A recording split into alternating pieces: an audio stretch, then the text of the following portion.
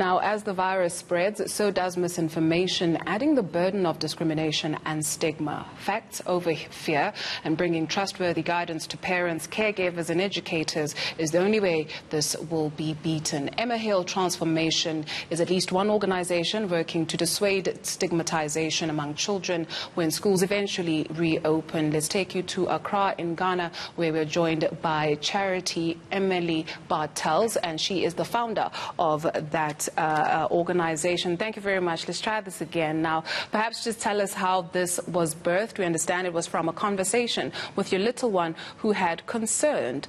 Why was she concerned?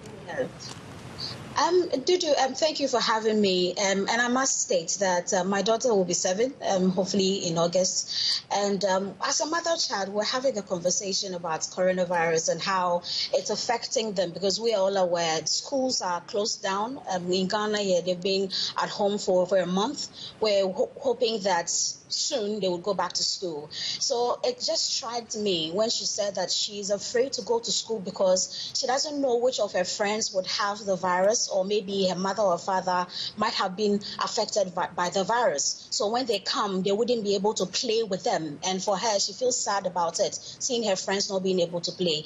It took me to the oh my God place, and I'm like, okay, so she's talking about stigmatization, even though in her young state, she doesn't really have the word to describe it. So for me, I felt that the conversation about coronavirus shouldn't only be centered around the adults or the victims. Yes, we need to talk about them, but the broader conversation has to go around the children, because believe you me, they are home. Whether we like it or not, they are here. They are home with us. And if a father or a mother or an auntie is affected by the virus, these children rather are at the end receiving point of the brunt of the stigmatization that the society is giving to them. So when she brought it up, it really gave me that idea that why don't you really start this conversation around eradicating stigmatization of children, especially whose parents might have been exposed or have been affected by the pandemic. And children are exceptional gatekeepers, and this issue is quite important in terms of what it is that you are doing. In the context of where you are in Ghana, how do you see this playing itself out? Well, it's a bit dicey because it's not an area where you've had a lot of policymakers or even state actors talking about it. It's quite unfortunate that we make decisions for children, but we don't include the children in the decisions that affect them. Over the years, countries worldwide have signed treaties that regards children's safety, protection, avoidance of exploitation of children, but are we involving the children in this conversation? Unfortunately, the answer is no. And it plays out even in this pandemic. We are having a lot of talk, we are having a lot of press briefings, but how many of them is geared towards ensuring and safeguarding the safety, the mental stability of the children in this regard? So it's what is that nobody has ventured into, but I'm hoping that myself, as well as my partner, she is also a brilliant mother. She's also had conversations with her children, and they seem to express the same concerns that what if they go back to school and they are unable to play with their friends? Because you know, children, they get stressed out. It is only games that they play to release themselves of the stress.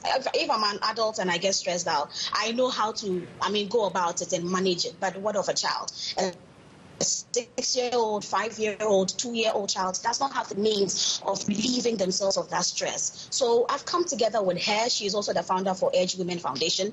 We're trying to see how best we can galvanize all available resources to see how best we can involve these children and also educate the adults in society that telling your children not to play with an affected child or a parent who are being affected by the virus, you're shunning them, is really an abuse. In its sense, it's an abuse to the child, because for all you know, you don't know the state in which that child is already in. So when you also tell their peers not to play with them simply because you've heard rumors, or even if it's a fact that their mom or their dad or a close relative has been affected, it really puts the child in a situation where, because they're unable to stress themselves or explain their feelings, they tend to be overly stubborn. And you know the result. We beat them a lot.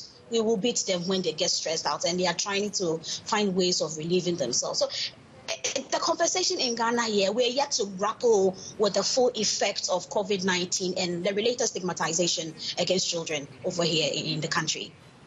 Thank you very much, Charity Emehill Bartels. And of course, we do know that on this day in 1972, Papa Kwame Nkrumah sighed his last. So we're also sending out much love to Ghana at this hour. She's the founder of Emehill Transformation.